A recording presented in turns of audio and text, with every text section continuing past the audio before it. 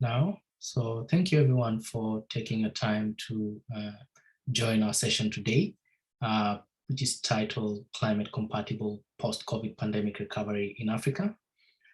Very excited to join the very impressive lineup of presentations and various activities thus far in the ESG conference this year in Bratislava. So it's quite a pity that we could not all meet in person, but I think the trade-off with the virtual platform is that many other people can tune in into these sessions. So without much ado, I'll just give an overview of the session today, and then we'll get started. So first, I'll give a brief overview or introduction of the session and the organizers as well, just to share some motivation behind this session.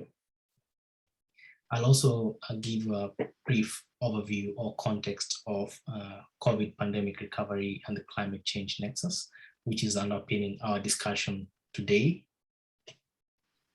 We'll also have a very interesting panel discussion because we're very lucky to have a distinguished panel of speakers who will help us to unpack the issue or the topic from various angles, be it from the research or practice. We'll also have a Q&A session, which I'm actually looking forward to as well, where we'll get to have more of a detailed conversation on some of the topics or some of the insights from the discussion. And then there's an optional networking session where I'll hang around for 10 minutes or so, and perhaps with the speakers, if any of them has time, they can hang around if you have more questions on networking. Great, so I'll kick off with a very brief overview of ARIN, which is the main sponsor of this session. And before I do, I'll just give a very brief introduction of myself. I'm Kennedy Mbeva. I'm currently the Deputy Convener of the Africa Research and Impact Network, which is ARIN. And I'm also a research fellow at the Melbourne Sustainable Society Institute, which is based at the University of Melbourne. And I'll be facilitating today's session. I will get to meet our speakers shortly, but for now, I'll first give a brief overview of ARIN, as well as just a broader context of the topic before we get into the panel discussion.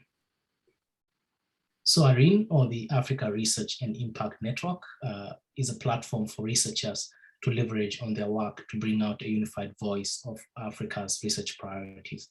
So it's modeled as a network, and it's not like a traditional organization which is based in one country per se, but rather we are a network of researchers at various levels spread across the African continent and the diaspora.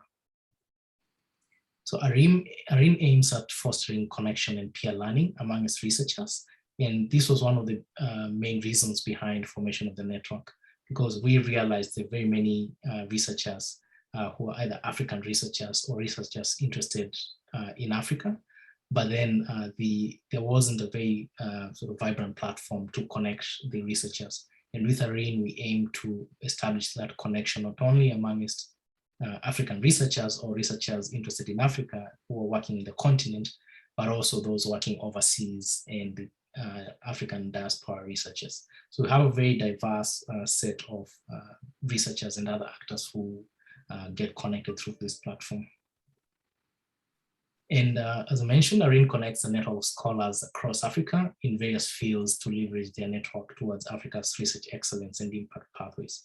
It's a very interesting time in Africa. There's so many developments that are currently unfolding. And we have researchers, especially including early career researchers who are doing excellent work in the continent, but also those in the diaspora contributing to the research back home, and many other researchers working in that space. So we really want to try to connect those scholars with those outside the continent. So in terms of the context for our conversation today, I'll give a very brief presentation of the COVID pandemic and the connection with the climate in general, but also reflect on some of the insights and as they apply in Africa. And this will set the stage or the background for the subsequent panel conversation, where our panelists will pick certain elements and really unpack them in detail before we proceed to the Q&A session. So in a general sense, of course, the COVID-19 pandemic has had a significant impact everywhere across the world. And with the numbers from the WHO, for instance, we can see that the number of cases, this is the latest as per today, the number of yesterday, I think, the number of cases has been very high. And if we look at cases per 100,000 of population, we could see the African continent is not as affected as the other regions. There might be various explanations as to why, but still we can see there are quite a number of African countries that are quite impacted in terms of the infections. If we look at the COVID deaths as the latest figures, deaths per 100,000 of the population, we see that quite a number of African countries as well have experienced quite a high death, but a significant part of the population or the continent hasn't. So there are, of course, some issues with data, whether there's quite some robust data collection in some many other aspects, but the bigger picture is COVID has had an impact on the continent, and the question would be, how significant that impact is. So if we look at the issue of vaccines, and that's now dealing with the pandemic, if we look at how many people are vaccinated per 100 people of the population, here you can see there's a very stark difference between Africa and most of the other regions in the world. And a significant proportion of the continent is under-vaccinated. And this is looking at the persons who are fully vaccinated. And just for purposes, a map like this one does not really do justice to Africa's size, because the true size of Africa is more than three times the size of the US. Or you can fit in the US, you can fit in Western Europe, you can fit in China, India, and the UK. So it's a very big continent, and you can see still there's a significant part of the continent that hasn't been fully vaccinated. If we look at the number of vaccines that have been used, because many countries are using more than one vaccine, and we still can see some challenges in significant parts of the continent where many of the countries are relying on one type of vaccine and they don't have much variety. And that's still quite a challenge. So all in all, we can see the picture from the pandemic. It's quite challenging for the continent. And then in the years to come, the question would be how big that challenge would be. But that sets a very big backdrop for how we think about the impact of the pandemic on the continent. It's just an overview of the doses that have been administered in the population. So if we think about recovery spending or green recovery spending, this is one aspect that has that is now the focus of the connecting the response to the pandemic to other aspects of sustainability, including environmental sustainability. And this is a recent report released earlier this year from the UNDP, where they looked at the percentage of the GDP, like the amount of money that countries put in as a percentage of the GDP to stimulate their economies. That's on the x-axis, as well as how green the funding was. That is, how targeted was the funding to sustainability. And you could see some interesting patterns here, and the countries in circle are African countries. We could see, for example, with Mauritius, the spending isn't that much. The amount of money that the government has put in to try and resuscitate the economy, around 0.1% of the GDP. But then much of the funding is targeted to sustainable initiatives or sectors. But that is not necessarily the case in Egypt and Kenya, which have put in a significantly higher proportion of their funding, or rather the COVID recovery funding, into the economy, but the amount of the funding that is tied to green financing or green initiatives is quite limited. So we can see that disconnect between the funding, the amounts of money governments are putting in, as well as the green initiatives that there's a big discussion on trying to connect those two. So if we look at specific elements or impacts of the funding in a more fine-grained manner, and this is still the data from the UNFCCC, if we look at, for example, the emissions and the impact of that stimulus funding and the impact it has on the emissions, from the scale, the more green the indicator, that is, the more green or more sustainable or targeted, or the greater the impact of the funding. And we could see there's a huge amount of missing data for many African countries. But for those that there's data, we can see there's still that big disconnect between between financing for the economic recovery and the sustainability objectives. But that is very much consistent in many other parts of the world. If we look at a different metric, still on the same, like wealth inequality, we can see that in a country like Kenya, which is in green, there is, or Nigeria, a little bit of Nigeria, and Gambia, I think a little bit. We can see, or Senegal, we can see there's a little bit of the targeted funding to try and address issues of wealth inequality. But still, there's much missing data, which we don't know, but there's still also a big disconnect for the countries where there's data between trying to address wealth inequality while also trying to stimulate the economies. And the last index, when we look at that, is natural capital.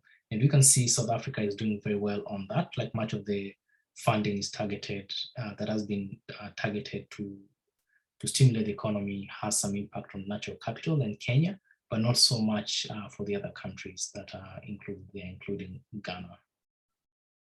So the story or the theme one gets from this is that there's a significant disconnect between the funding for the COVID recovery and sustainability objectives. And that has an implications also for climate change. So this raises a question then, what are the prospects of climate compatible COVID pandemic recovery in Africa? Because there's still be more money that will be flowing into the continent and other support initiatives, but how can the connection between climate and the COVID pandemic recovery be strengthened in Africa? So to unpack this question, we have a distinguished panel of speakers who will be sharing about their work. So I'll introduce them one by one, and then each of them will get we'll have around 10 minutes to share with us their reflections, and then we'll have the speaker speaking in turn, and then we will have the Q&A session afterwards. So we have Dr. Cosmas Ochieng, who unfortunately could not join us at the very last minute, but he might join us along the session. So once Cosmas joins us, we will get to hear from him. But we'll move to our next panelist, who is Dr. Lily Odarno. And Dr. Lily Odarno is the director of the Africa Energy and Climate Program at Clean Air Task Force. She leads the organization's effort to address the dual need of expanding affordable energy in developing economies and creating a decarbonized global energy system. Her work involves advocating for actions and policies that support the energy needs of growing African economies, recalibrating international efforts to the actual needs of African countries, and positioning Africans as leaders in technological innovation for low carbon development. She previously worked with the World Resources Institute in Washington, DC, and the UNEP-DTU partnership in Denmark. She has written extensively on topics at the intersection of energy and development in Africa. And Lily holds a PhD in energy and environmental policy from the University of Delaware. So without much ado, Lily, I'll hand over the floor to you. I'll leave the floor to you, perhaps to tell us a little bit more on the connection between clean energy and the post-COVID pandemic recovery in Africa. So over to you, Lily. Thanks very much. Kennedy, I'm gonna share my screen right here.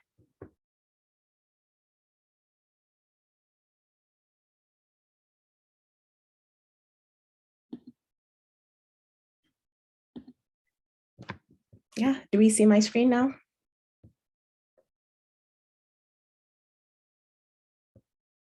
Sorry, Kennedy, I can't hear you. It's showing the speaker notes. So. Oh, sorry. So let me redo that. Okay, so let me stop. At the very top, you can. It's showing another screen. It's showing the speaker screen. Yeah, the speaker screen. Okay. Do you have the right one up now? Okay. Yeah. All right. Excellent. All right. Thanks very much for the kind introduction. And I really want to thank the organizers of this, panel, the Africa Research and Impact Network, for putting together this very interesting discussion and panel. I'm really looking forward to interacting with everyone today. And I have been tasked with speaking briefly about harnessing the synergies between clean energy and climate action in a post-COVID recovery. So I'm going to be speaking briefly on this topic. And really what I want to do is to put some thoughts out there that we can kind of consider collectively. What I want to do is really to reflect a bit on what I have seen or what I think about as the lessons that have emanated from the COVID-19 pandemic and how that has kind of shifted my thinking and my thinking and my general positioning when I think of my work in the clean energy and development and climate space in Africa. So I will start off by reflecting on what I call the lessons from the COVID-19 pandemic. And there are really four of them that I want to reflect on. The first is the fact that we became so much more aware of the local expression of global crises. And of course, the climate issue is a typical example of that. It's a global crisis, but the expression is going to be local in every sense of the word. So in 2019, the world did face an unprecedented global health crisis. It was global, but the expression was local in every sense of the word. And we saw each country scrambling to institute local restrictions. We saw border closures. We saw health protocols. National and subnational governments had to be at the forefront of addressing this pandemic. And so what happened was that it really came down to the effectiveness of local strategies in stemming and combating the impact of the pandemic. And so I think the first lesson there is that we really need strong, locally driven and locally derived agendas as we face a climate challenge and as we think of how we navigate the global clean energy transition. So that's the first lesson. The second is really the need for greater self-reliance and self-determination. I think that in many ways, the COVID-19 pandemic has been a big test of self-reliance. And in Africa, really globally, what we have seen is that many countries have turned to vaccine protectionism and nationalism. And so we see many countries really turning to look first to their own needs. And what have we seen in Africa? Throughout the pandemic, we have seen African countries look to foreign counterparts for support, initially with personal protective equipment, with testing kits, and most recently with vaccines. And I do think that this overdependence on Western vaccine development has really kind of left the African continent where it is today. And Kennedy's slides were really helpful in kind of highlighting that, the fact that Africa is really lagging behind. We've seen that fewer COVID vaccines have been administered per capita in sub-Saharan Africa. We have about 1.5% of the total African population vaccinated, fully vaccinated today. So we are looking at what, about 2 to 2.6 people per every 100 persons. That is a very low vaccination rate. And in many ways, this leads to my third lesson, which is the need for greater focus on research and innovation, that in many ways, this is happening because we have historically as a continent underinvested in vaccine R&D. So even though we are not a small continent, we are big, 14% of the global population, but African investments or our production of vaccines is just about 0.1% of the global total. That is very low. And that's really vaccines overall, not COVID vaccines. That is really low. And I think that the impact of this underinvestment in R&D has been evident in African countries being left behind so far as the COVID vaccinations are concerned. The fourth lesson that I would highlight is the need for sectoral interdependencies in the development agenda.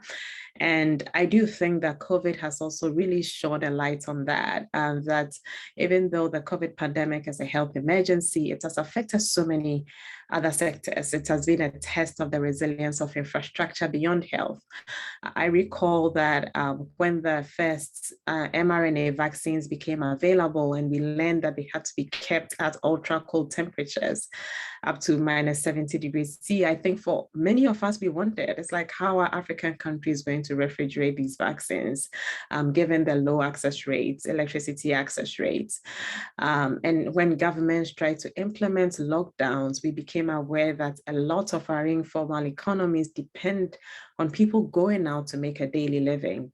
So I think that the interdependencies that intricately weave our lives together have become even all the more apparent with the COVID vaccine and with the COVID pandemic. And I think even on the macro level, I mean, when we look at the graphs, and I really like the graphs that we saw at the beginning, you see that the impact on the African continent seems to be a bit low overall for various reasons. But then we realized that the African economies are actually taking a big hit from the pandemic. And this owes to a lot of factors. We are seeing less trade and investment from China, for instance, in the immediate term. We've seen a big slump with lockdowns, both in Europe and the OECD, affecting global markets and so affecting African economies. And even within the continent, we have seen much with continental supply shocks and that affecting both domestic and intra-African trade. So we see these complex interlinkages between a health pandemic and what happens within our economies. It's linked to our energy infrastructure. It's linked to our local economies. And I think it has made us much even more, all the more aware of the relevance of these sectoral interdependencies. And I want us to keep these lessons at the back of our mind as we kind of think through how we think about Africa's energy transition in the context of climate change. So what we are seeing around the world today is that developed economies are capitalizing on the post-pandemic recovery to boost investments in infrastructure, including clean energy. Developing countries are facing a completely different set of challenges, which are not limited to the COVID pandemic alone. They are broader development challenges as well. And so it's harder for African countries to kind of pursue the same ambitious recovery plans, which are being pursued by the developed world. And in many ways, we are seeing this kind of, I call them a three-part problem sitting side by side. There's the problem of persistent energy poverty, as most of us are familiar with or are aware of. Sub-Saharan Africa is currently trailing the world in electrification indicators. By 2030, it is estimated that 90% of those without electricity access will be Africans. And the same is happening in the cooking fuel space. Our energy sector is in a very difficult place right now in many African countries. We see a vicious cycle of low electricity access, unreliable but expensive electricity supply. We see constrained demand and in many cases struggling utilities. At the same time, we have to navigate our broader development challenges. So 33 of the 46 developing countries, least developed countries in the world, are in sub-Saharan Africa. The region is trailing the world in several development indicators, health, education, clean water, sanitation, and many others. At the same time, there's the issue of climate change, that even though Africa has contributed the least to climate change, the region is one of the most vulnerable to the phenomenon. And we're already seeing the impacts. We are seeing threats to Africa's agriculture. We are seeing weather patterns fluctuate and change rapidly across the continent. hydro-dependent economies are seeing impacts on their energy systems. And so the impact of climate change is already very real on the continent. And it doesn't end there. The African population is expected to grow. By the end of this decade, Africa could potentially surpass China as the most populous region in the world.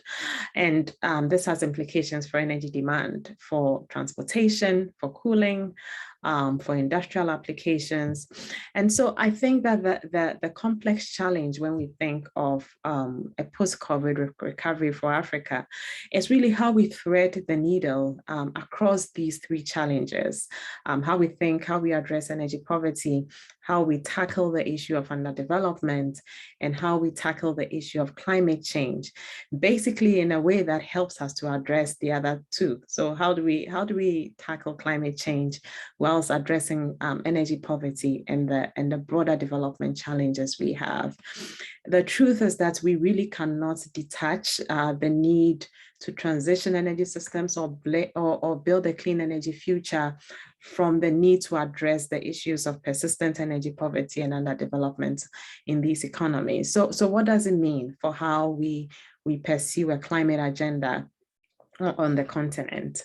And so I have, and this is my last slide, I have kind of been thinking through, what could be the guiding principles for a post-COVID energy transition in Africa, given what we have learned about the COVID pandemic, those 4 lessons that I highlighted, given our understanding of the complexity of the challenge in the African context, that it is not just about shifting energy systems per se, and that there are broader systemic issues with development, with poverty, and that these are kind of intertwined with the climate challenge that faces us. And so we need to be sophisticated in how we think about solutions which work. And so clearly thinking about growing Africa's energy sector within climate limits is a really massive challenge. And it's going to demand realistic solutions, which are very sensitive to Africa's need to develop, and which recognize the continent as an influential climate and as an influential and consequential actor in achieving climate goals. And I found the image that Kennedy showed at the beginning interesting, where it shows a small Africa compared to a larger rest of the world, which is really one of many misrepresentations of the continent. I think that even in the energy transition discourse, what we see increasingly is that most of the very influential climate and energy transitions models that shape a lot of the global dialogues around us today treat Africa as a single data point, basically, because it's seen as, kind of a small continent, not much emissions. And by so doing, a lot of these models are failing to capture the heterogeneity of the continent, which is expressed in differences in energy resource endowment, economic growth aspirations across 54 independent countries in the region. So it's not a single data point, it's 54 independent countries, different resource endowments. And how do we think about our energy transition, with this in mind? How do we think about tailoring the energy transition and the development of energy systems in a way which responds to Africa's unique needs and builds on its domestic resources? And I think that to that, we have to go to the fact that we really need an informed and fact-based understanding of what the unique transition pathways are that can ensure that African countries are realizing meaningful development on the one hand, while positioning the countries to be able to adopt a range of zero carbon technologies as they become economically feasible for African markets. And I think this is important because, so if you take a country like Ethiopia, for instance, which is endowed with vast zero emissions energy resources, and compare it to a country like Nigeria, which is a big hydrocarbon dependent economy, I think it's clear that the low carbon development pathways for those two countries are light years apart. And it is important that we recognize the fact that African countries are embarking on this journey from very, very different starting points. And this kind of signals the need for a lot of pragmatism in terms of the solutions that we think about. I feel that it is very unrealistic to imagine that even any singular technology or any singular development model or delivery model can be a silver bullet for building a clean energy transition future in Africa. We need to approach this on a case-by-case basis. So for instance, in the Nigerian example, we can't think about practical pathways for the energy transition without having a strong economic diversification agenda on the table. And I think these are kind of the nuanced discussions that we need to have and that we need to consider as we think of a post-COVID recovery for Africa. The second point, the second guiding principle, I call it, is that development must be central to the energy transition. And I think I've alluded to this point many times because the African continent is changing and we need energy systems which can respond to the scale of urbanization and the economic growth ambitions of the countries on the continent. By 2050, 25% of the world's population will be Africans, 1 in 3 by the turn of the century. Most of this growth is going to be happening in cities, and it's, I think by 2040, the estimate is that we could have about 500 million people added to Africa's urban areas alone. And these are going to be living in the large cities in Lagos, in Kinshasa, in Addis Ababa, Dar es Salaam. And so we are going to have lots of people, buildings, cars, industries, and this will have industry. It will have implications for energy demand, for industrial applications, for cooling, and for all the needs that we have in mind. African countries are expecting their economies to grow, and we have a young and growing workforce as well. And so we need to have an integrated and inclusive agenda and to think about, how we are able to build the potential and increase production, build wealth for the growing workforce. Access to energy is going to be critical to that. And it's important that we have an integrated and inclusive agenda that really realizes the role of developments in the energy transition. And I think that takes me to my third point, that we need to really think seriously about, the sectoral interdependencies between energy and other sectors. I think the COVID pandemic has made that very clear to us, that sectors are very much interlinked. And the same happens with our energy systems. The relationship between energy and other sectors of development is really a two-way street. So energy is a vital input for these other sectors, and at the same time, demand from these sectors is necessary for well-functioning energy markets. And so we need to see greater coordination between energy and other sectors of development as we think about a post-COVID recovery.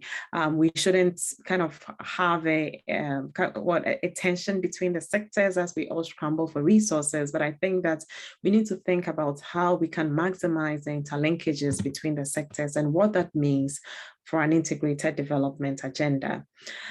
Takes me to my fourth point on the guiding principles, that we really need to think and rethink the overdependence on foreign support for climate action and the energy transition. It may yield suboptimal results. And I know this is a sticky area because in many ways, Africa has played a really not a significant role in the current climate crisis.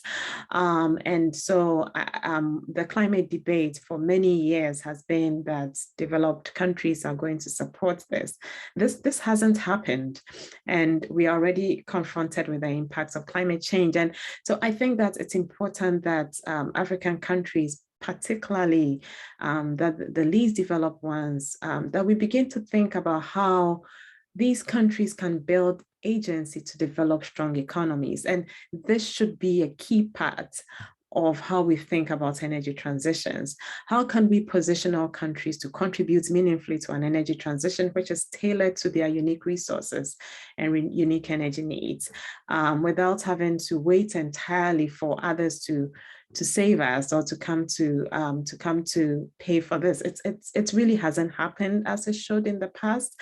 And I do think that we need to rethink this as we go into climate negotiations and all of that. We need to rethink this and face the fact that this is really not happening, and have agency as a core part of our strategies. And so takes me to my final point. And perhaps one of my very favorite points is that I think that the clean energy transition ahead of us is really presenting opportunities for Africa to shape its own energy future. And so African experts, institutions can play a more active role in the research and innovation that paves the way for that. And there's amazing work going on the continent and in the diaspora. I think that Africa's energy transition can be and must be led by Africa. And for several decades, the continent has really been positioned as a consumer of energy technologies rather than an active participant in developing innovative energy technologies and solutions. And because of this position, very little attention has been given to strengthening energy technology research on the continent and innovation on the continent. However, I do think that as the entire continent braces for an economic and demographic shift in the coming decades, the time is really ripe for African institutions, for African researchers, for African experts to take up leadership in shaping the continent's energy future. And I always say that there's really no reason why countries in the East Africa Rift Valley, for instance, which is endowed with some of the richest geothermal resources in the world, cannot be global leaders in advancing this technology. I think that Africa can have a clean energy future that builds on its unique resources and human capital.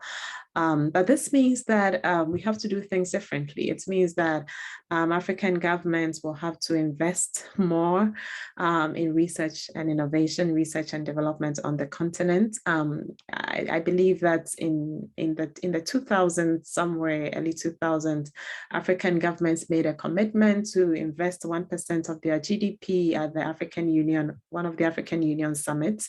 Many African governments have fallen short of this. At this point, we only have about 0.4% of African GDP going into research and innovation.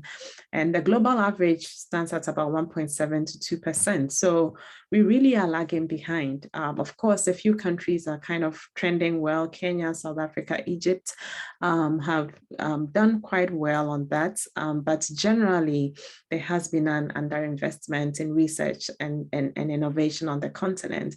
I think this must change. And we need to see more investment in our institutions of higher learning, in our research establishments, and in our experts as we shape a clean energy future, which is tailored to our local context. I think we cannot leave this responsibility to the international community alone. And that's why I feel that the Africa Research and Impact Network is a powerful platform to be able to advance some of these. We need to think of more strategic partnerships between African researchers and experts across the globe. And this will be a critical part of an effective energy transition. And I mean, clearly it's not an easy road, but I believe that it's possible if we act now. So I'm going to close with my comments there, and I look forward to engaging with you all when we get to the Q&A. So back to you, Kennedy. Thanks. Thanks a lot, Lily, for the very interesting and very fascinating overview of the clean energy and development landscape, and for tying it very neatly to the dynamics of the post-COVID pandemic recovery. And I think you also present us a very nice segue to the next presentation, which is from Professor Felix Kalaba. And Felix is an associate professor of environment and development and dean of the School of Natural Resources at the Copperbelt University in Kitwe, Zambia.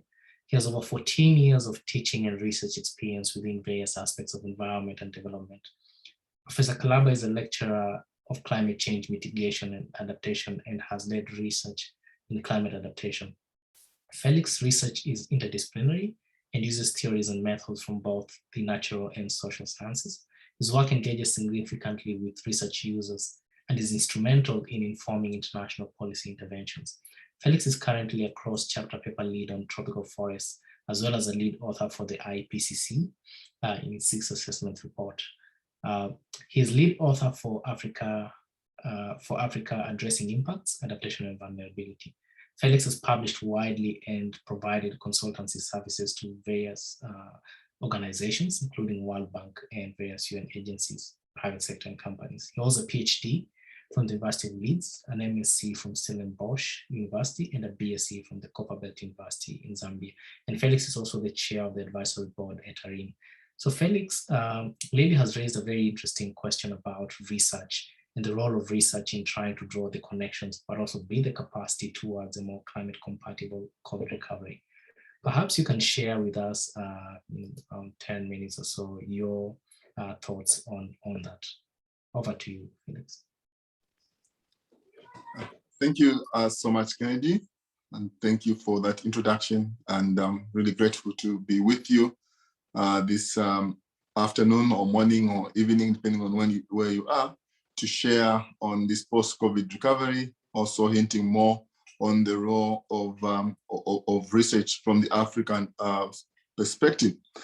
In my introduction, I want to first of all mention that Africa has low numbers of those that are infected with COVID, just like the graph the figure showed, but the number of those that are affected is actually significantly higher. So we have low numbers in comparison to other continents, but in terms of its impact, those that are affected is very, very high. Why is this the case? This is obviously because of the high dependency of the African continent and African countries on other countries. We've seen an acute rising food insecurity in a number of countries within Africa. We've already seen also low vaccination rates, which are quite worrisome. We've also obviously noticed a high vaccine hesitancy. There's increased vulnerability. And when you look at increased vulnerability to climate change has also increased, because when you talk about vulnerability to climate change, you're looking at increase in exposure, increase in sensitivity, as well as reduction in resilience. So what COVID has done is that within the African setup where people live in communities, even though the numbers of those that are infected may be low, what will happen is that families end up being affected. So those that are supposed to engage in certain maybe economic activities can no longer engage in those economic activities. And what that simply means is that the means and ways in which they raise resources will actually reduce. This has also led to a high increase in disease burden. Now, I will pick on this as I'll reflect on the role of research. High increase in disease burdens, not only from COVID, but other diseases as well. And from statistics in a number of countries, we've realized that the number of people that are dying from other diseases other than COVID has actually increased, probably because of a lot of focus or attention that is now being focused on COVID while neglecting other important diseases. Agriculture productivity has significantly reduced because of a reduction in terms of labor, but also now other climatic factors. The high numbers of COVID and the economic slowdown has also led to high unsustainable utilization of natural resources, because if people can no longer go for work when borders are closed, when there are restrictions in terms of where you can be and at what time, obviously in communities where most of the livelihoods are natural resources based, what that simply means is that there will be that high unsustainable utilization of natural resources. The other component linked to natural resources is that there's also reduced monitoring of natural resources. Now, reduced monitoring in the sense that governments and other institutions employ a number of experts who are in charge of monitoring resources. Now, when these people are working from home, what that simply means is that the guard who's supposed to be there in terms of to monitor the utilization of these resources was not going to be there, as a result, leading to degradation. Now, coming now to issues of funding. Africa has received significant amount of money as we look at dealing with COVID as well as post-COVID recovery. Now, in a number of countries, these funds are actually going into the health sector. And within the health sector, it has to do more with managing the disease. The government of Zambia today received $6 million, and this $6 million is going to be will be targeted at oxygen, acquisition of oxygen and a few other things. So there's a lot of focus that has been on health. Why? Because we are a continent that tends to be more reactive in a number of cases. Now, coming back to research and development, Africa has not invested significantly in research and development. As a result, we have not been in that position to project and make a good decision well in time so that we can address these issues. Now, with the coming in of COVID, most of the funding that is coming is targeted funding towards the health sector. Little is going into research, little is going into technology. Now, again, Africa is one of the continents that has low, which has obviously low technology. As a result, the various partners that are supposed to come to the table to answer the various pertinent questions that we need to answer now as we look at post-COVID recovery, they're not able to do so because of issues of technology. Funding and technology are the key challenges affecting Africa, and this will actually slow down the post-COVID recovery. It will slow down recovery. Why? Because without adequate funding, without adequate research, we will obviously end up taking longer, winding about and wallowing into the impact of COVID. Now, how can we address this issue? What is it that Africa needs to do? Here are my thoughts. One of them is there's need for internal collaboration and coordination in the continent and across scales. Now, as I talk about coordination and collaboration across scales and across our countries, one of the key challenges that we have is that there's been very little coordination, sharing of ideas, leveraging on the strength of one organization as well as another, or one country and another. One of the reasons has been due to lack of networking. And this is why the ARIN network obviously has come in very, very handy to ensure that we leverage on the various strengths that we have, not only in countries, but also across countries. Now, if you look at research and development, which has been poorly funded, one of the reasons is because one country or one organization want to house everything that is needed to do research. But I think it is high time we move now, taught by COVID, to know that researcher A in country A can actually have access to certain equipment, but can also leverage or benefit from equipment that belongs to researcher B in another country. So there's need for that coordination. That coordination should not just be seen at the country level, but also internally, because within countries, there's very little coordination, there's very little collaboration, and very little opportunities. Now, one of the possible reasons to this is the lack of resources. Who should convene? Who should pay for convening? And how should this be done? So these are some of the key challenges that we have. We cannot overemphasize the need for us to be the interconnectedness of various stakeholders so that we can come together and indeed sort the challenges that are before us. I must mention that COVID, as we look at COVID, its impact, as well as looking at COVID, post-COVID recovery, we need to appreciate that they are what I term the opening and closing of opportunities. Now that may sound vague, the opening and closing of opportunities. So what COVID has done, and as we think of post-COVID recovery, we need to appreciate that there are certain opportunities that have been opened, opportunities that we never thought existed. For example, there is great opportunity for us within the comfort of our homes to share ideas with others. There are now opportunities for more collaboration across nations, across borders. These are some of the opportunities that have opened up.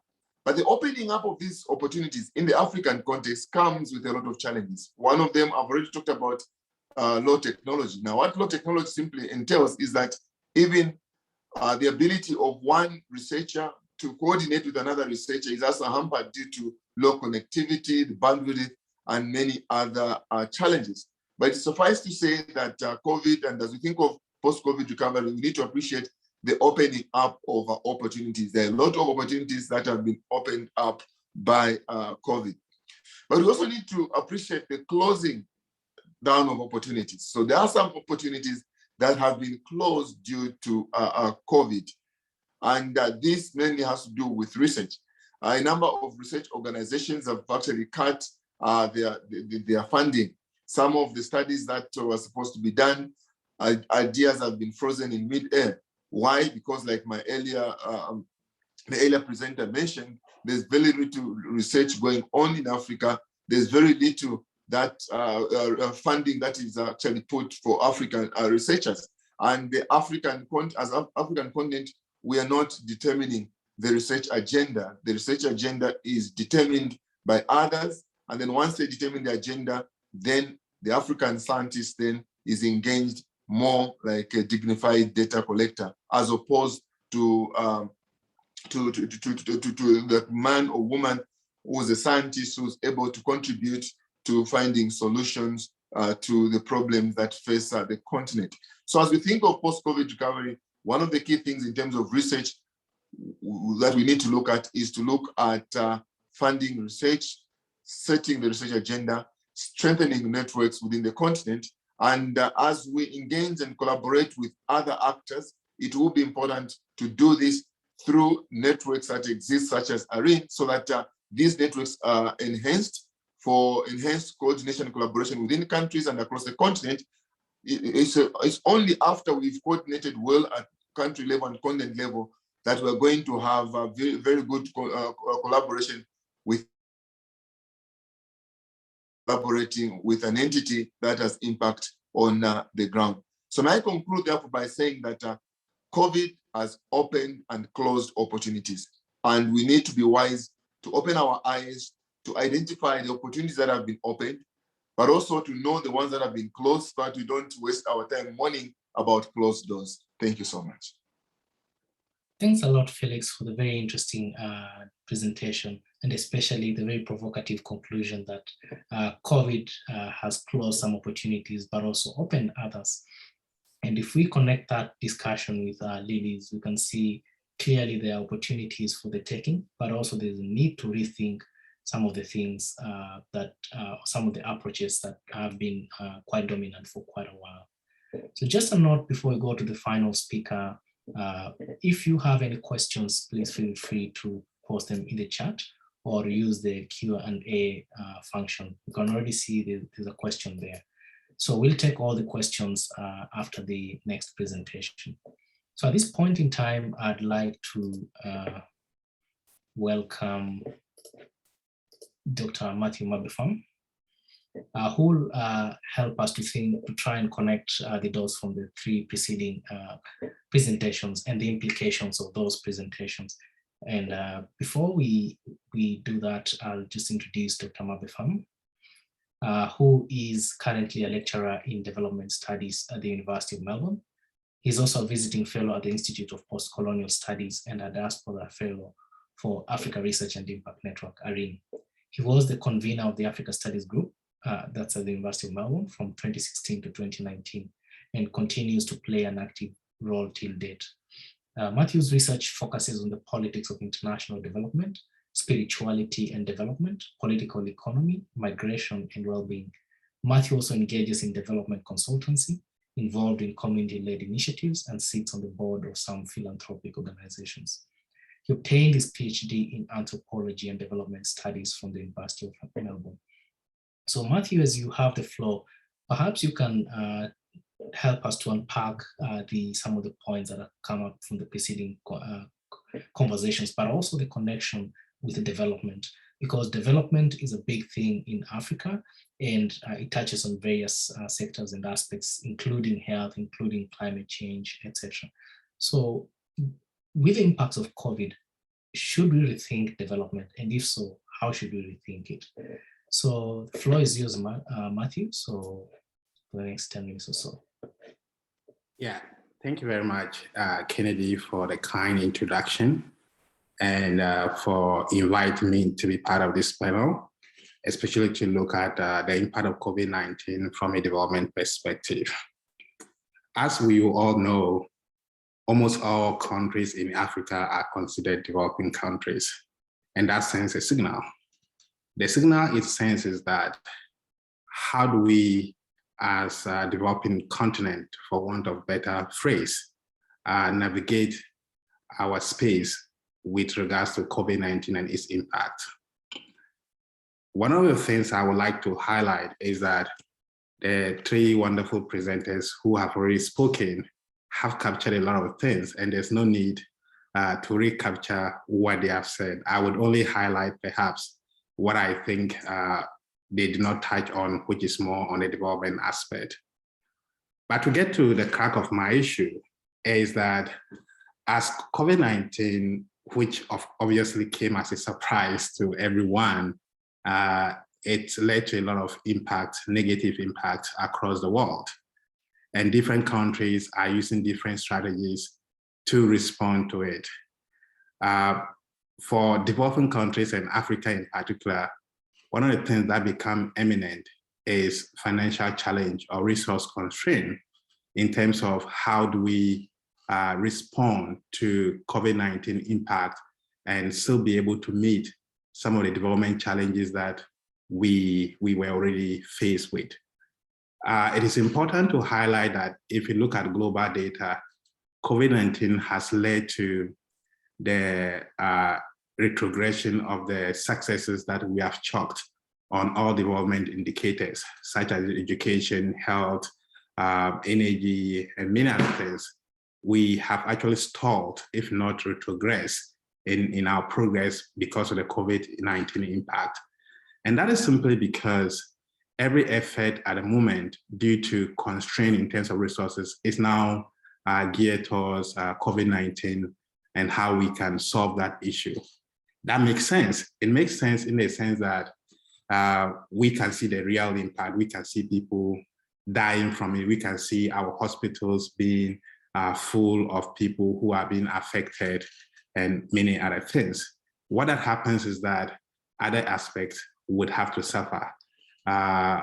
So if sustainable development goals that focuses on the various indicators, what that means is that we are not getting money to invest in those other areas. But we have to be honest with ourselves to say that Africa as a continent and different countries would need to rethink our space in terms of meeting the welfare of its people and also relating to the global discourse on development or intervention. And I say that because we cannot continue to hinge our success on the charity of others. What I mean by that is COVID-19 has actually shown us that times will come that everybody will need to look at their internal affairs. So countries such as the developed countries that used to offer support, it has come to a time that they have to focus on their internal needs. And what that means is that even though there's no complete cutoff, there's actually a reduction in the kind of support that we get from all those countries. And that is sending a message to every country that you have to rethink how to deal with emergencies, those that are expected and those that are not expected, such as COVID-19. And I think Africa should know better. I say Africa should know better in the sense that there have been a lot of catastrophic emergencies or pandemics that have happened in the continent, which do not actually take in the shape of global space as it is now. So we should have some experience as to how to manage. But COVID-19 actually shows us that we have not learned from the past. And I use we have not learned in a loose sense. And that is because, of course, all the pandemic, all the time, we go begging for resources to come and support or cushion our own. And COVID-19, we are still doing that. So the point I'm trying to make at this place is that we need to rethink our future in case something like that happens. And I'm particularly happy that all of us here are engaging in this topic.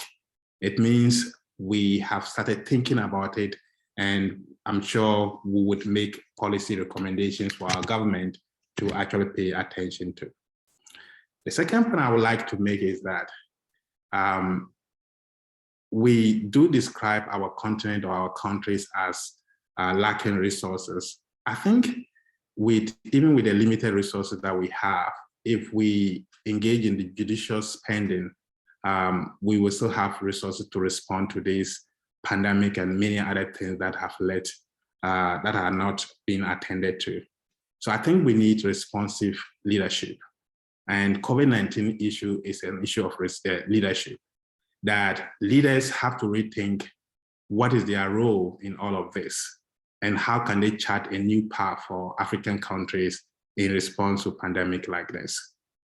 One point I like to highlight at that place is the image of Africa.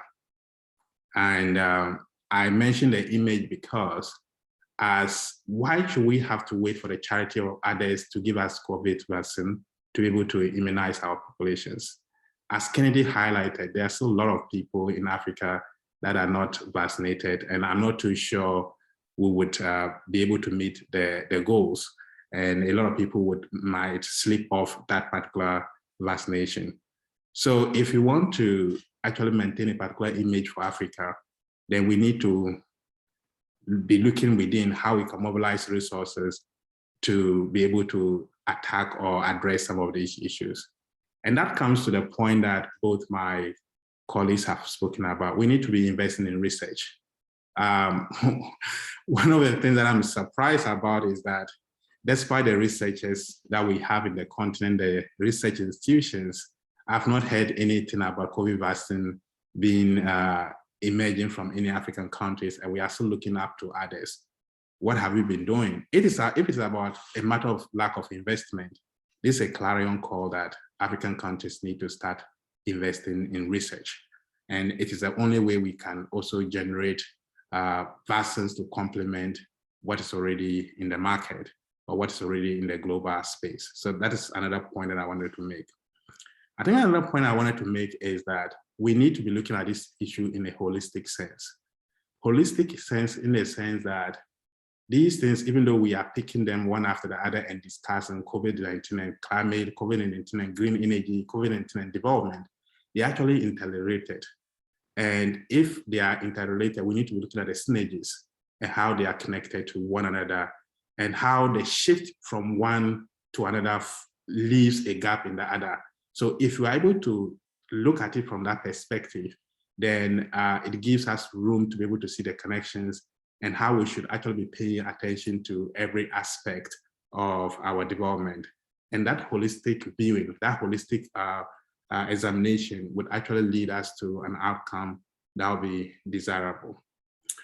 I think the next point I will make is, and I'm making this point with specific reference to development, that what has happened is not actually new. COVID-19 has actually come to only intensify and show us the cracks that we already have.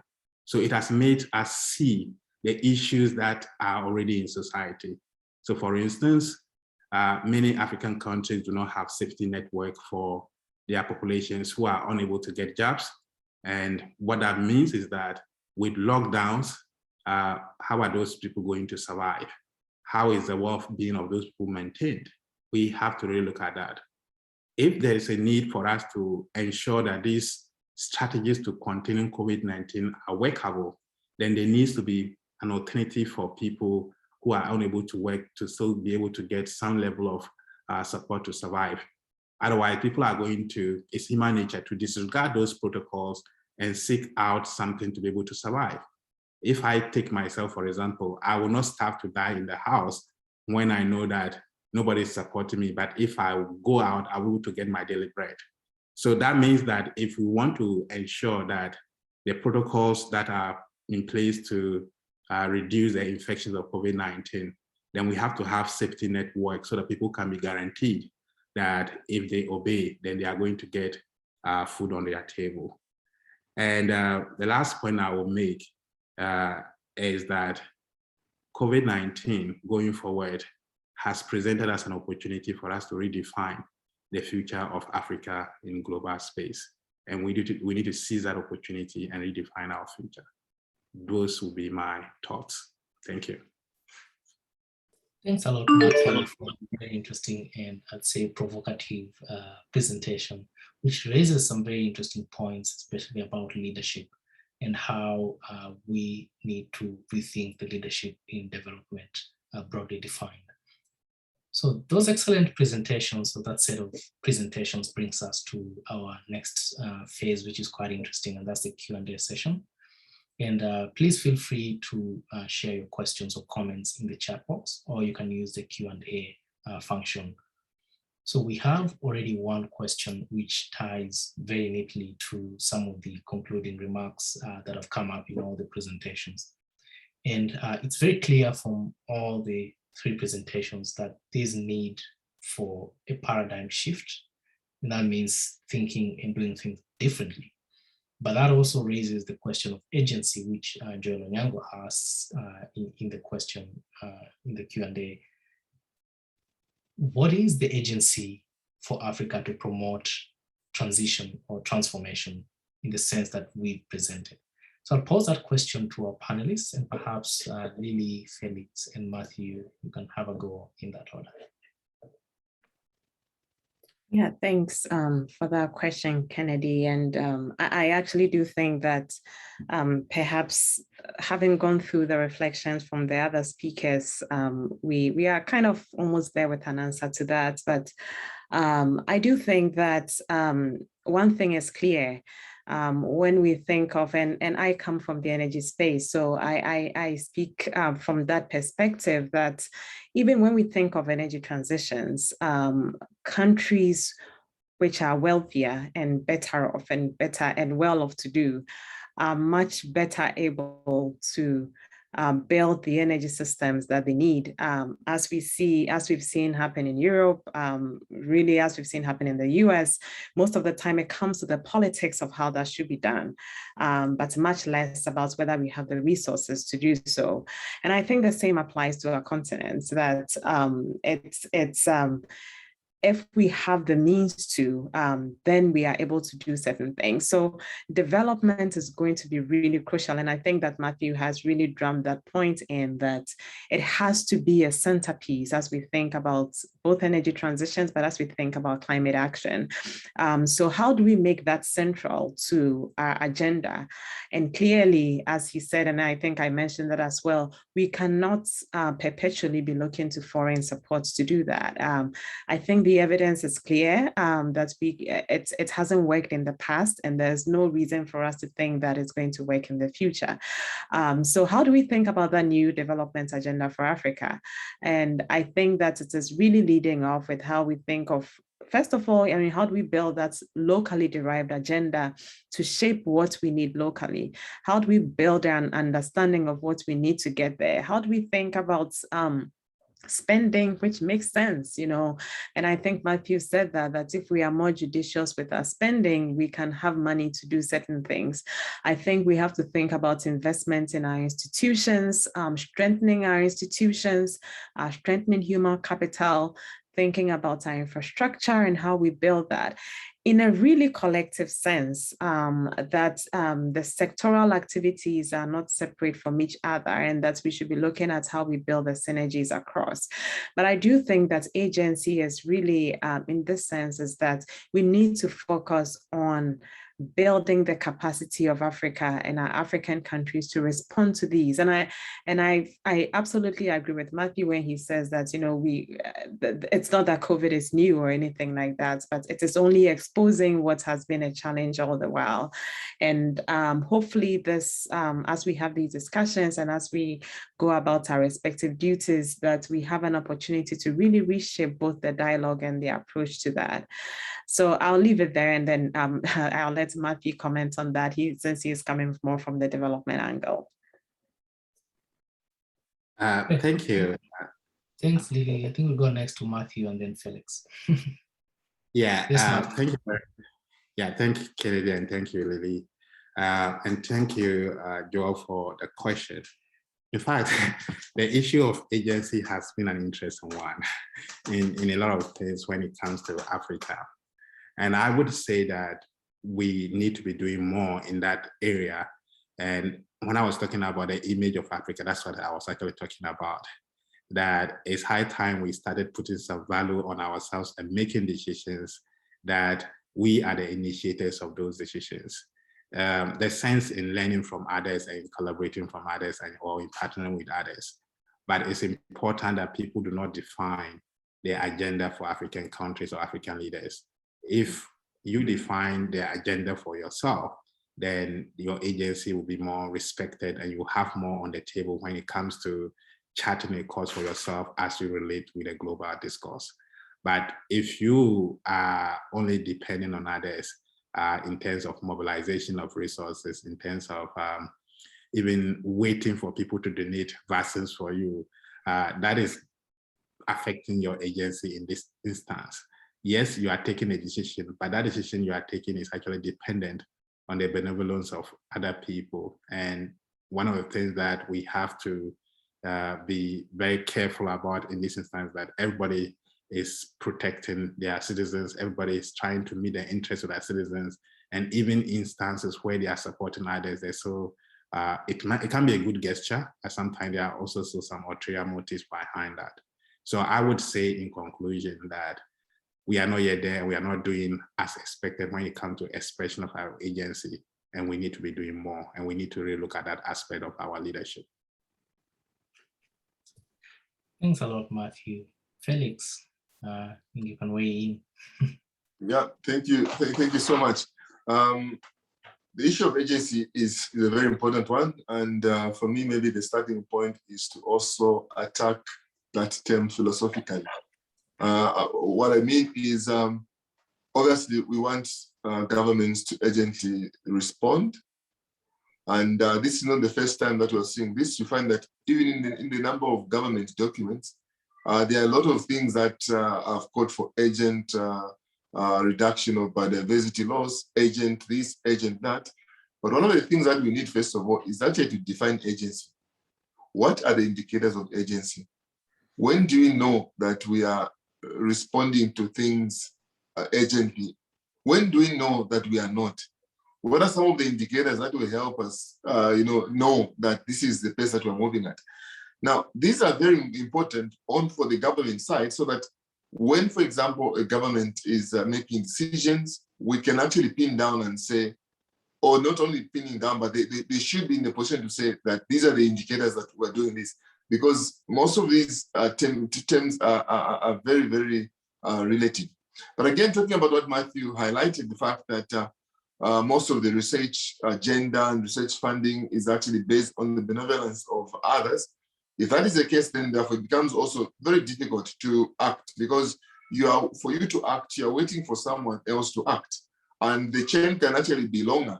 Someone is waiting for another person to act so they can act and then come and act in Africa. So even these governments, they have a lot of responsibility. They also have their own interests, because we cannot run away from the fact that all governments around the globe, they have got their own internal interests that they need to protect. But all in all, I think we have not acted with agency when it comes to issues of addressing COVID, not only COVID, but also a lot of other matters. For example, if you look at the break of law and order in some parts of Africa, when you look at maybe the increase in child soldiers, or even increase in street children and all these things, you realize that our reaction pace is not very, very good. And if you're dealing with something that is very dynamic, changing, then it can actually be catastrophic. So all in all, I would definitely say that we have not responded with agency, maybe based on a number of reasons, maybe because of finances, we don't have that. Secondly, it's because of the lack of will, whereby there is this feeling that there is a solution that lies somewhere else, and all you need to do is to wait for the good carrier of the message to come and bring the solutions to your problem. So I think for me, those are my reactions. A lot, Felix, and already we can see there's that sort of shift in thinking about agency. And even though the COVID pandemic has had a very negative impact, as I said, and closed many opportunities, and even regressed some of the gains that we had made in the continent, but it also provides an opportunity for thinking different and moving things forward. So as I can't see any other question posed there, perhaps I'll use my prerogative as chair and ask one final question to the panelists. And that is, we are where we are in the African continent at a crossroads where we have to battle the COVID pandemic, but also the other challenges that are connected to it. In terms of a paradigm shift, thinking different and doing things different, what are some of the concrete things that you think we can do to move us forward to that direction? So we'll take that round of comments in reverse now. We'll start with Felix and then go to Matthew, and then Lily can conclude for us.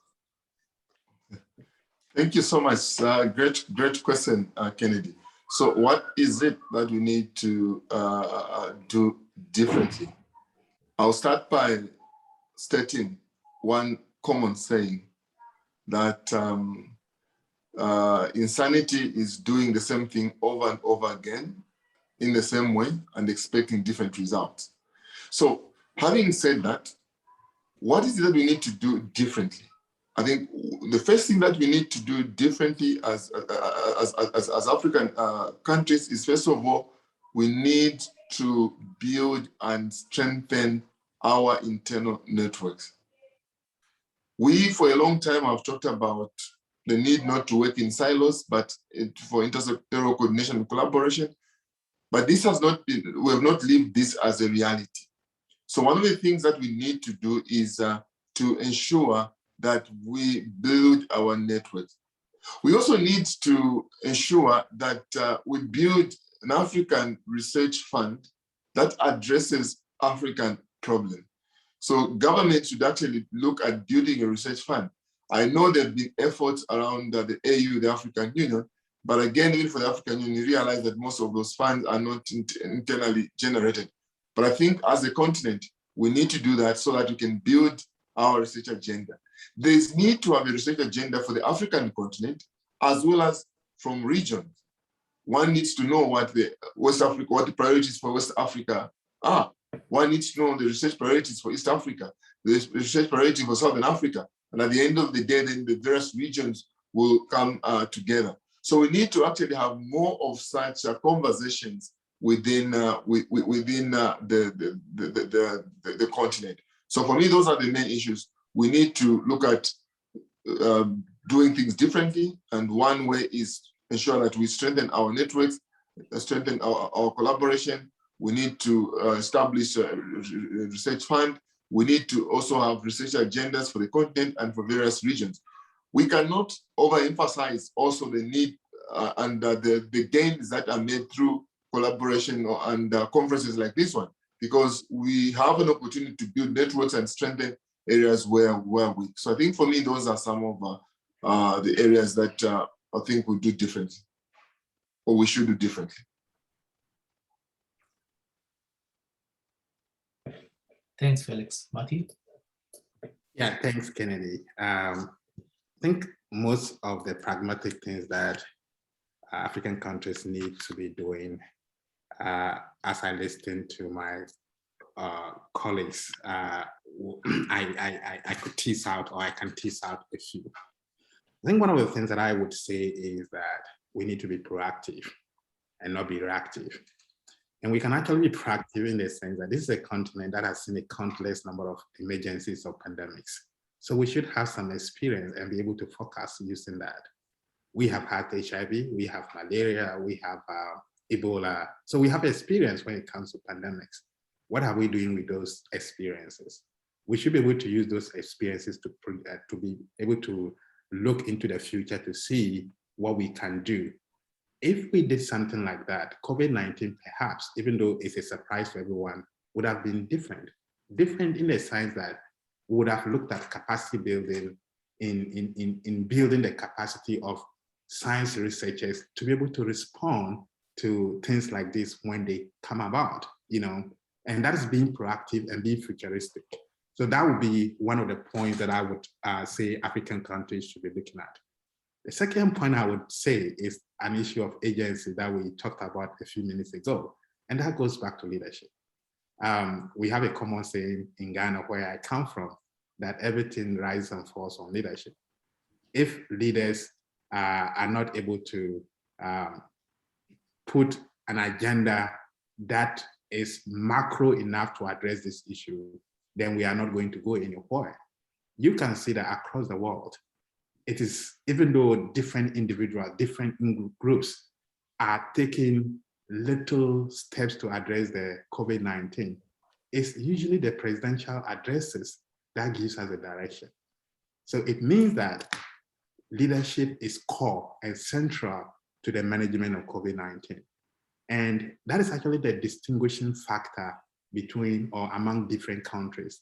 There are countries that have put their COVID-19 under control. It boils down to leadership. And those that have not been able to do that, it boils down to leadership. So if African countries actually are interested in being pragmatic about it, then they need to look at what leadership. I think Felix has already talked about the role of partnering and sharing knowledge. And I just like to cite one example to buttress this point, that when there was Ebola in a few years back, Ghana was a housing point for medical logistics, even though there was no COVID-19, there was no Ebola in Ghana. And it built a capacity to be able to host those materials and transmit them to Liberia, Sierra Leone, and other countries that were hit. That was in an act of collegiality and solidarity. In instances like this, we need to be assuring each other that we are all in it together, and whichever way we can extend a helping hand to the other, we can do that. Those are simple acts, but they mean a lot in building our resilience and recovering from COVID-19 pandemic. Yeah, those would be my reflections. Thanks a lot, Matthew. I'll move now to Lily.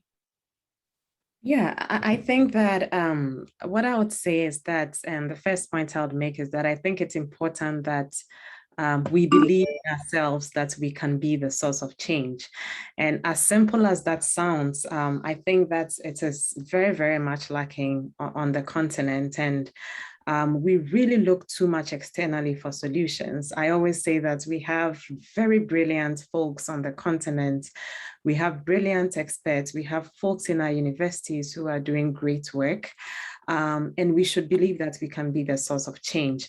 And actually linked to that, I think that we need to rethink how we link, the research that we do also with practice. And we need to build a culture that gives the right place to research in the continent. I know that in a lot of places, there's work that goes on in the universities that sometimes nobody really uses them.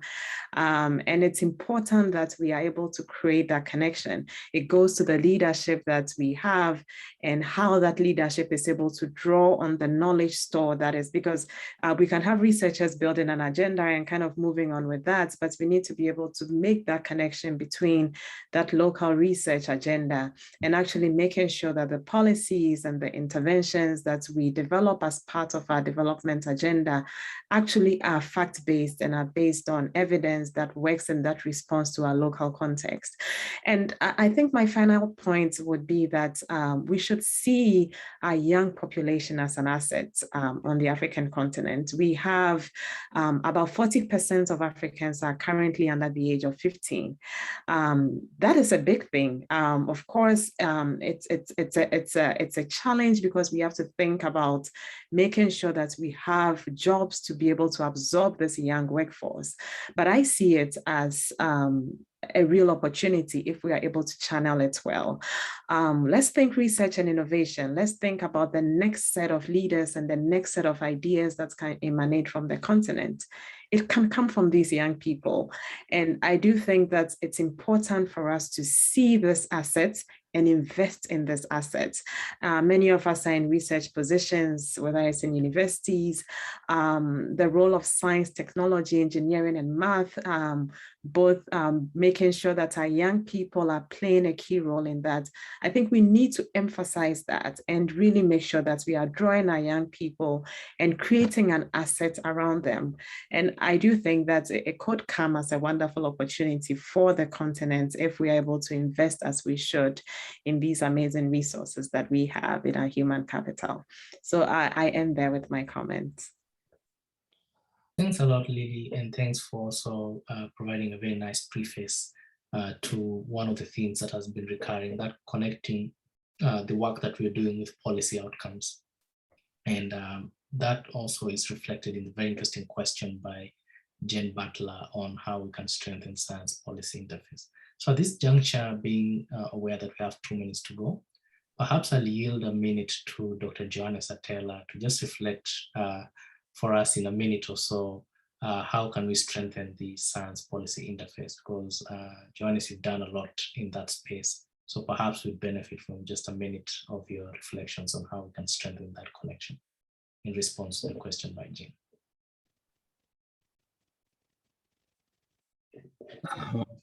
Okay, somewhere I may not be able to talk as such, but perhaps just to highlight that the science policy interface is a very dynamic area. I think the speakers have basically highlighted this.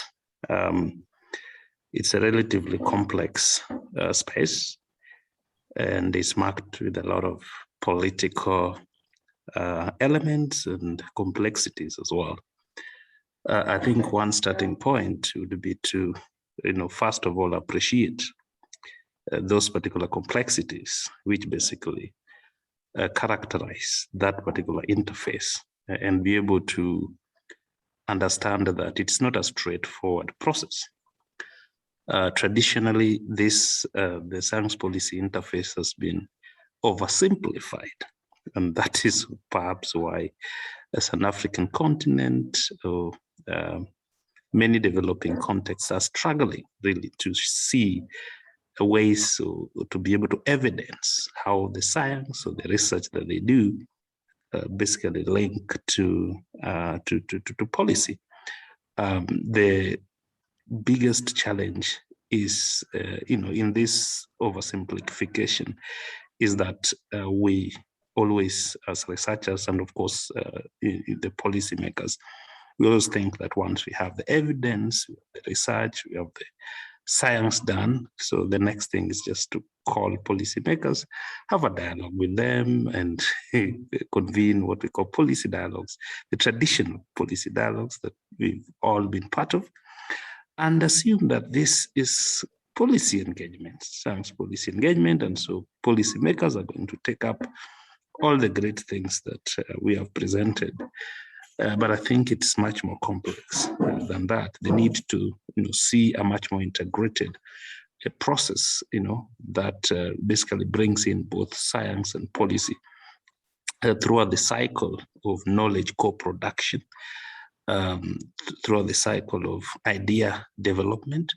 The need to sort of revisit some of the innovative, approaches, new approaches, like working to be bringing in even policymakers as even part of the research community, and we have a lot of technical people, technical policymakers who have really very good ideas. They are part of research, so there's an opportunity to really bring them. Programs such as capability building, secondments, and sustainable initiatives that could really build relations between science and policy action arenas, because I think it's not a one-off process. It needs to be sort of a continuous process that enables relations to be built, but most importantly, enables the kind of interventions that could break some of the bottlenecks and challenges, because I think the boundaries between science and policy are still very thick.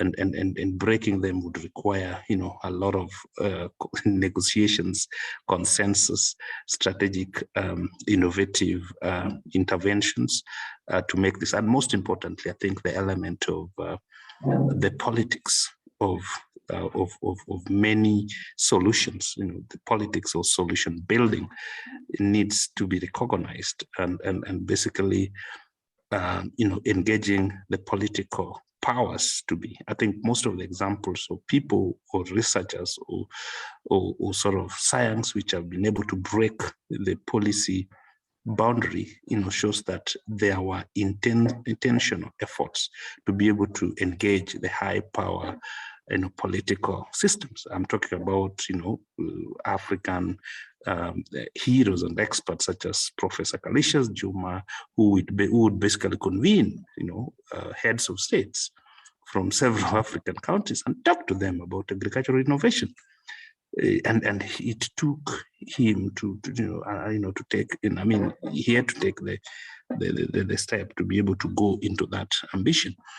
Professor Thomas Odhiambo, the founder of, ISIPE, all this, there are a number of places where he would be discussing with the different heads of state, meeting Nyerere, and be trying to break that political sort of space. So there is need to also think about opportunities to engage with the high level political decision-making processes, which I think Matthew has also emphasized on the need to really, strengthen the leadership. And of course, for us to do this, we need to have a much more organized, approach as scientific community in Africa. How many times do we call press conferences to brief the world or brief the nation about the status of knowledge, new, new ideas that have emerged? How many times do we do this? We are so much into our papers and strong ideas, and I think in most cases, these end up not really finding their ways into the right places, despite the fact that they're really excellent perspective like the ones we've had from this particular session. That's what I would say. Sorry, I am in a meeting somewhere, so I'm hiding in a corner to be able to say this. So, thanks. Thanks a lot, Joanes, for sharing your insights in spite of the inconveniences. Very much appreciated. So we've come to the end of this session, and I think you can all join me in thanking all the speakers for wonderful engagement, as well as the questions and the comments. So thank you very much. So there's a session after this for those who might have time. We can release our speakers if they have a tight schedule, but for those who have maybe 10 minutes to spare, there's a Zoom link in the chat where there'll be a networking session immediately after this. So if any of our speakers has time, and we appreciate you've taken quite a huge chunk of your time to speak here, then you can join us there. Otherwise, I'll be there as well. So please, everyone, use the Zoom link in the chat, and we'll see you there in the other Zoom session for just around 10 to 15 minutes of networking. So thank you, everyone, and see you in the next session if you do. And if you don't, thanks a lot once again. Bye-bye.